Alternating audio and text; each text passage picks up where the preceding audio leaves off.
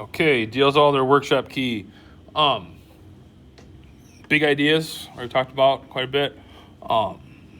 3 arrows, 6-membered ring, 2 sigma bonds, 1 pi bond. We're gonna want to do the diene and the dienophile.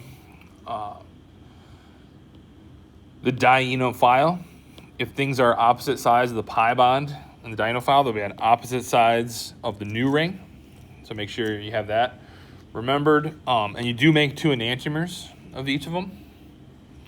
So remember that. Otherwise, things get kind of simple, right? The electrons could go in one direction. I have them going counterclockwise here. That's fine. Here I have them going clockwise. Doesn't really matter.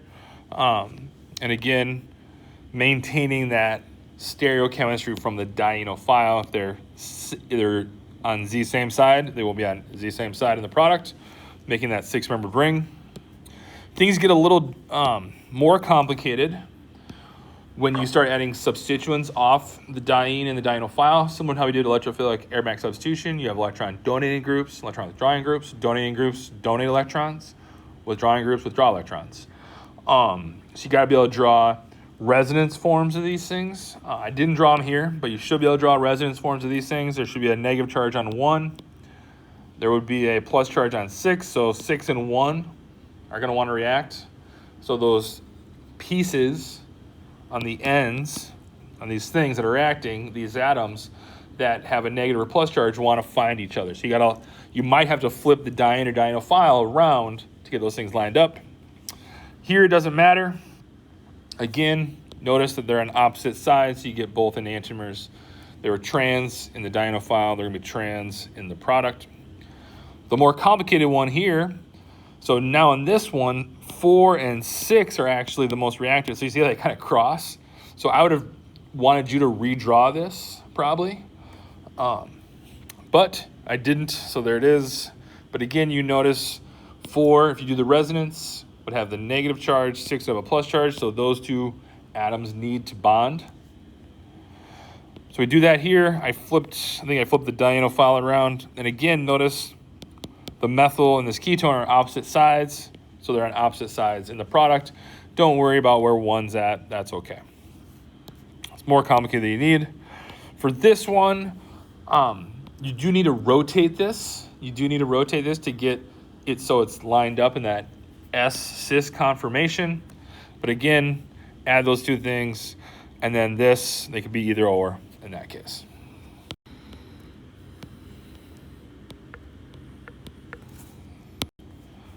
So here is 4. I redrew the arrows and I rotated the dienophile around so that this atom and this atom were lined up, which were 4 and 6 above.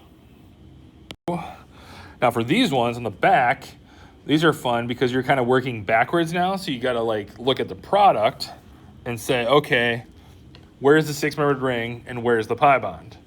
So you notice there's a pi bond here, right? So I find the ring and I find the pi bond. And so what that means is wherever that pi bond was, right, 2 bonds away are the 2 new sigma bonds. So I kind of draw a squiggly line and say I'm going to cut there. That means between 6 and 5 there needed to be a pi bond. And between 1 and 2 and 3 and 4, there was a pi bond 2, right? So that's that working backwards to find that diene and dienophile. Another one that's also possible, okay, well, wait a second. Now I have a 6-membered ring with 2 pi bonds.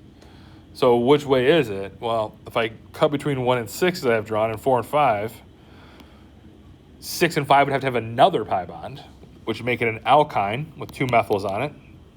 And then pi bond between 1 and 2 and 3 and 4 would be possible. Or I could have drawn it the other way and say, okay, what if I have another pi bond between this 6 and 5 and then draw the pi bonds between 1 and 2 and 3 and 4 and get this dienophile, or diene and dienophile. So either one are actually possible. Depends on how you want to do it. So either are possible. So alkynes, right, have pi bonds. They can do Diels Alder reactions too. All right, so these ones are pretty tough. This is that idea about thermodynamics and kinetics. So if something's ice cold, that's going to probably get a kinetic product, right? It's going to take less activation energy. If something's got reflux, it's going to probably get the thermodynamic product, right? Because you're going to have enough energy to get over any hill, and you're going to make the most stable product, right? Thermodynamics is all about the products. So in the Diels Alder reaction, we talked about this endo-exo, kind of axial or equatorial, where the group's going to end up. As you can imagine, when it looks like this is kind of, as in like having this new group, both of them be axial, it's kind of strained. But for some reason, this makes the more, it takes less activation energy for some reason, where these H's are equatorial. So that's what this is. Tough to draw. I'm not sure I'm expecting you to be able to draw this at this point, but I want you to be able to see it. This one, now you have the new thing added, but they're both kind of equatorial, and these H's are axial. So this is a more stable product because it's less steric hindrance, but it comes from a higher energy transition state, so it's a thermodynamic product. Again, here, if you saw this you could see as more of an endo, right? These are both axial. These are both axial. There's H's here. That would mean it probably needs to be ice cold, right? It's that endo, when you have the thing you're adding, that's like pseudo-axial. That means it's the kinetic conditions, so it needs to be ice cold. And then if you work backwards, 6 and 5 had to have a pi bond. And the groups had to be on the same side. See how they're the same side, right? Cis. And then a new pi bond, where the pi bond is between 2 and 3.